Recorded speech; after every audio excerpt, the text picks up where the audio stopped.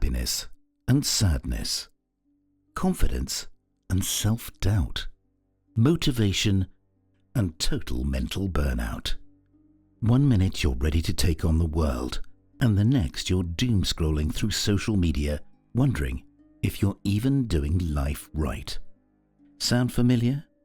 That's not you being weak or inconsistent. That's just your mind being your mind. You want to get up and chase your dreams, but you also want to stay in bed forever. You plan your future with optimism, but fear whispers that you'll fail anyway. You imagine success, but something inside quietly hopes you'll quit before trying, just so you don't get hurt. This war isn't a glitch in your brain. According to Schopenhauer, it's the default setting of being human. Schopenhauer didn't sugarcoat anything. While others said we could think our way into peace, he said, actually no, you're wired for inner conflict. He believed that behind all our thoughts, choices and dreams, there's a restless, blind force called the will. A force that pushes us to want, chase, crave, and then suffer when we don't get it, or suffer again when we do. It's not chaos for the sake of chaos. It's the structure of human existence. That's the brutal beauty of Schopenhauer's truth. So if you've ever wondered why you're always second-guessing yourself, why one part of your mind wants to do the right thing, while another wants to sabotage it, or why inner peace feels like something other people talk about, but you never fully feel, it's not just you, it's philosophy, it's Schopenhauer. Welcome to Mantis Library. This is where we explore the wisdom that explains your chaos. Let's begin. If we begin with most of our daily decisions, what to eat, who to text back, what job to take, they seem personal, rational, and conscious. You think you're the one calling the shots, weighing the pros and cons like a responsible adult. But according to Arthur Schopenhauer, that's a sweet little illusion we tell ourselves to feel sane in a chaotic world. In reality, there's a force deeper than logic, louder than reason, and older than your personality, making most of your choices for you. He called it the will to life, a blind, restless energy at the core of all living beings, constantly pushing us to want, chase, suffer, and repeat. Schopenhauer's will isn't like a personal ambition or clear goal. It doesn't care if you're happy, if your relationship is stable, or your job is fulfilling. It only cares that you keep moving, keep desiring, keep striving, because to stop is to die.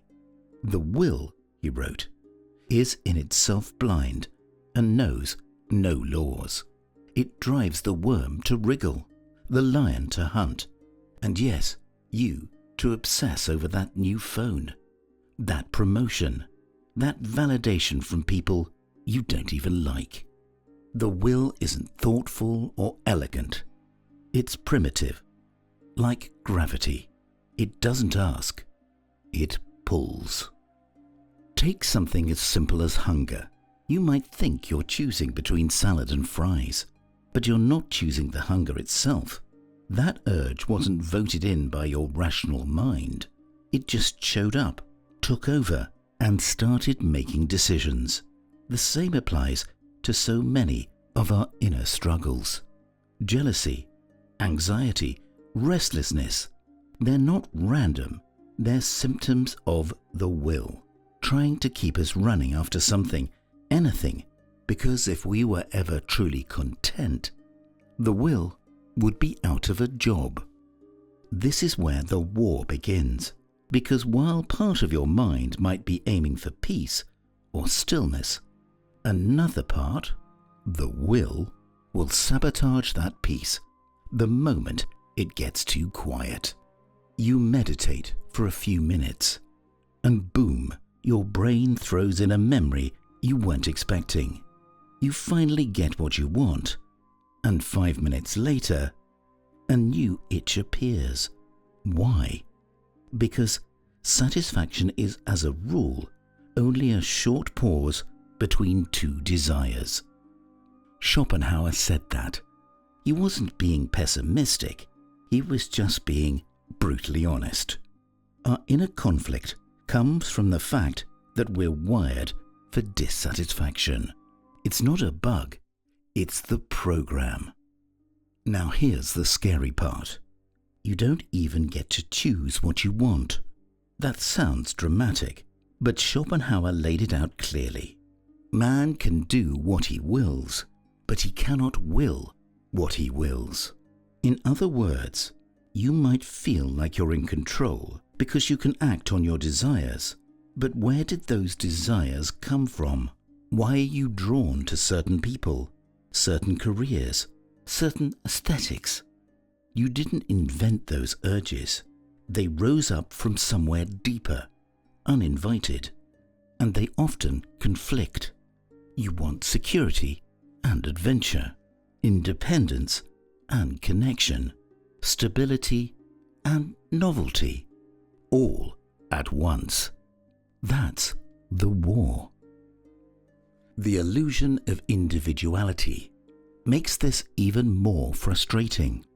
You think there's a single you making all the decisions, but Schopenhauer believed we're more like a committee, with different drives arguing in the background. One part wants comfort, another wants challenge, one part seeks attention, another wants to disappear. And no matter what you do, there's always a part of you left unsatisfied. That's why your victories feel temporary and your peace never lasts, because it was never meant to. The will doesn't want closure, it wants motion. Desire, then, is not your friend. It disguises itself as progress. Just get this one thing and then you'll be happy.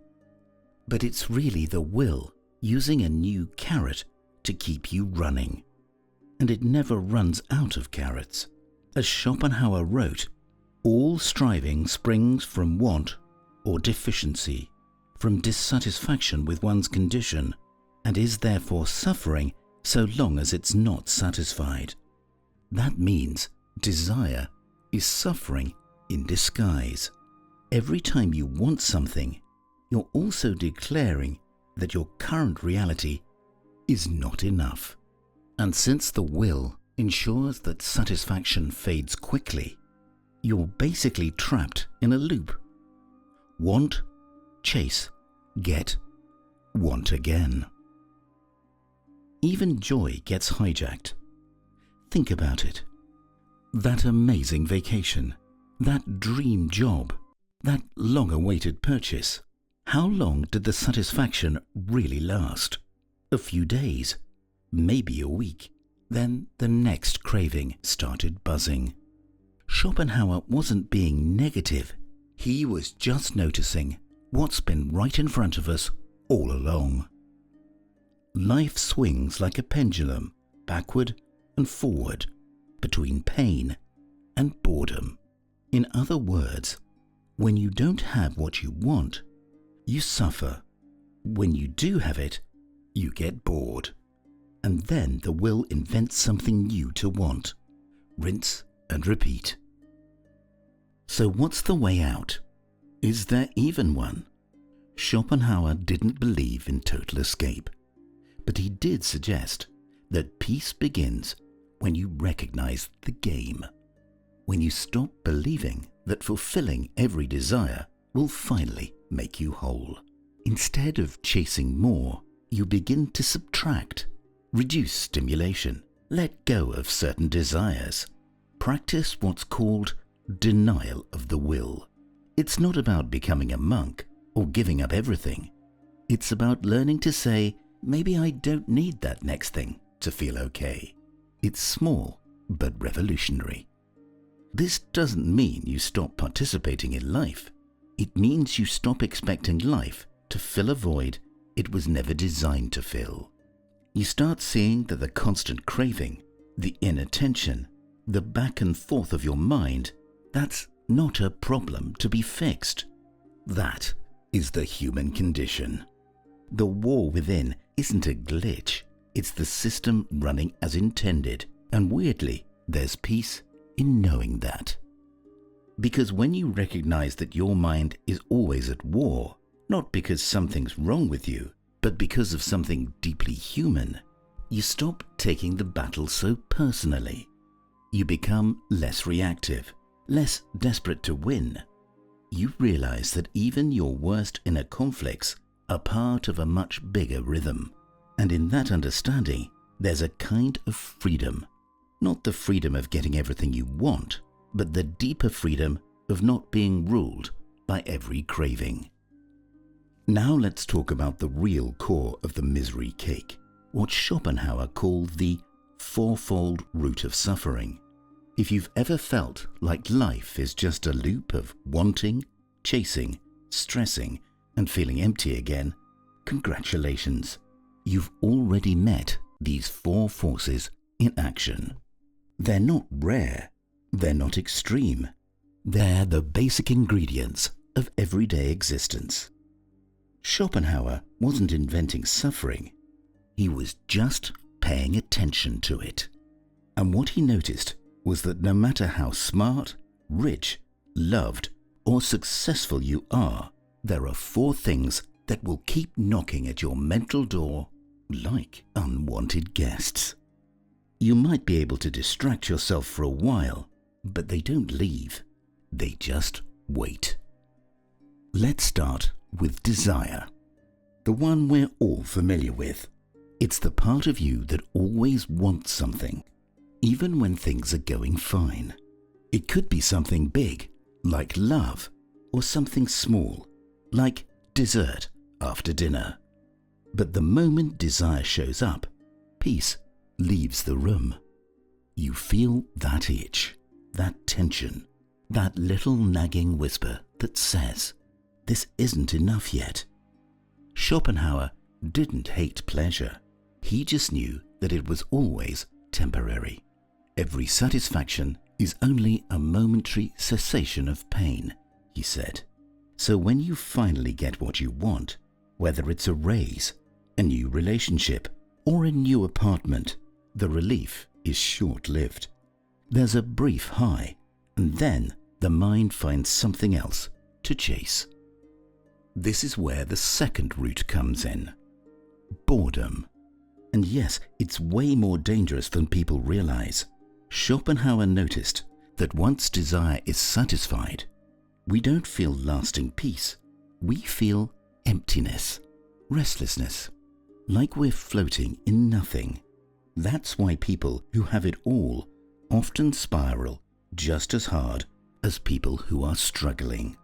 After the chase ends, there's no thrill left, and the will hates stillness. So what happens? New desires pop up. You start romanticizing chaos. You want to shake things up, not because they are bad, but because you can't stand the silence. That's why some people self-sabotage right when things are finally good. Peace gets confused with boredom, and boredom feels unbearable. Schopenhauer called boredom a positive evil.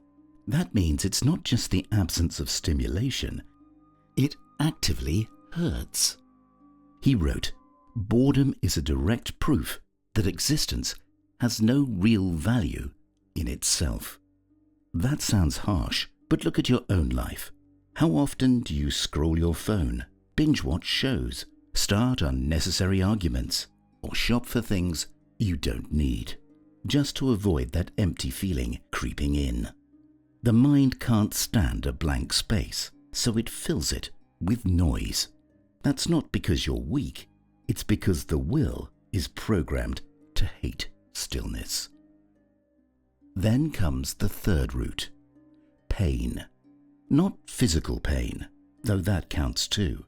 This is the pain of not getting what you want, and it's everywhere. Maybe you worked your heart out and still didn't get the job. Maybe you loved someone deeply and they didn't love you back. Maybe you tried to change, to grow, to be better, and still felt stuck. That's the pain of unfulfilled desire.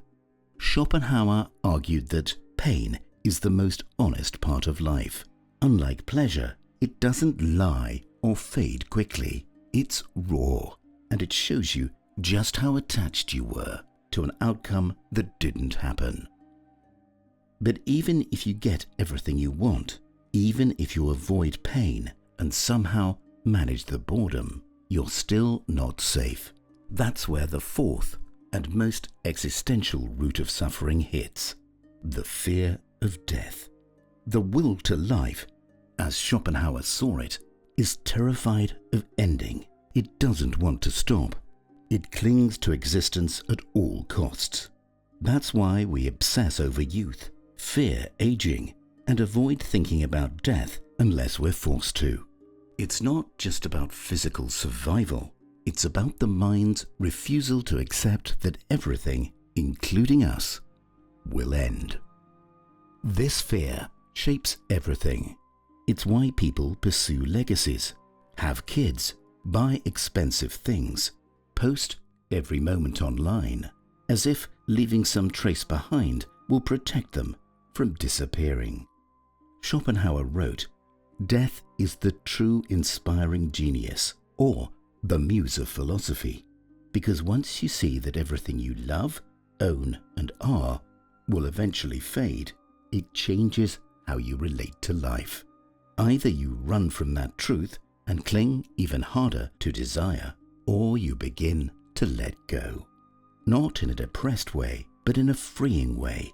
You realize the chase will never bring lasting peace, because the finish line was always the end of everything."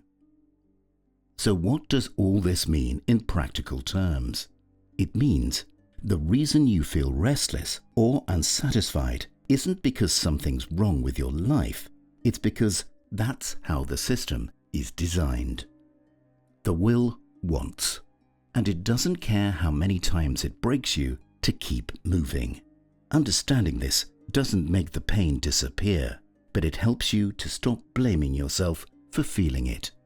You stop chasing fake promises of happiness around every corner. You stop expecting life to always add up.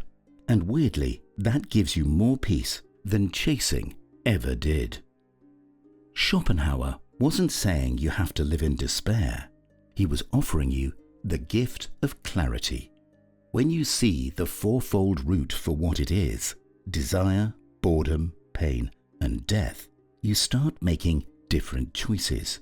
You might still want things, but you don't believe they'll complete you. You might still get bored, but you learn to sit with it rather than panic. You might still feel pain, but you stop taking it as proof that you failed. And even death, the scariest of them all, becomes less terrifying when you stop resisting it so hard. Another part of this whole trap is ego. The idea that I'm the one in charge, I'm deciding, I'm the thinker of these thoughts. But if you slow down and watch your own mind, you'll notice how much of it just happens. Thoughts come, emotions flood in, reactions rise up. Then afterward, the mind slaps on a story to make it all feel intentional. But Schopenhauer's point was that you are not the author. You're more like a puppet trying to justify the strings. He wrote, "Every man takes the limit of his own field of vision for the limits of the world." Meaning, we think our perspective is reality. We think our ego is the full story, but it's just one layer, and often it's a very confused one. So what do we do with all this? If life is a loop of desire, boredom, pain, fear, and illusion, how do we live inside it without losing our minds? That's where Schopenhauer's solutions come in. They're not easy, and he never promised they'd make you happy in the traditional sense, but they do offer relief, not through achievement, but through release. The first and most radical idea is denying the will. That's what aestheticism is about. Giving up desires, reducing attachment, living simply. Not because you hate life, but because you've seen the game and you don't want to play every round. Think of monks, mystics, or people who willingly step away from status and comfort. Schopenhauer admired those people deeply. He saw them as brave, not because they conquered the world, but because they stopped needing it. He believed that to overcome the will is to overcome the root of suffering itself. But obviously, not everyone is about to go live in a cave or a monastery. That's why the next layer matters. Art, nature, beauty. You don't have to renounce life to get relief. Sometimes just walking in a quiet forest, sitting with good music, or watching a sunset can pull you out of the will's grip for a few seconds. Those seconds matter. They remind you that there's something beyond the chase, that existence isn't just a chain of problems to solve. Sometimes it's just a moment to feel. Then there's compassion, something Schopenhauer considered the heart of true morality. He believed that once you really understand the will and see that everyone is driven by it, just like you, a strange thing happens. You stop being so angry. You stop blaming people so much. You start realizing that we're all caught in the same fire. And from that realization, compassion grows, not out of pity, but out of solidarity. He wrote, "Compassion is the basis of morality. Not rules, not reward, just the raw truth that suffering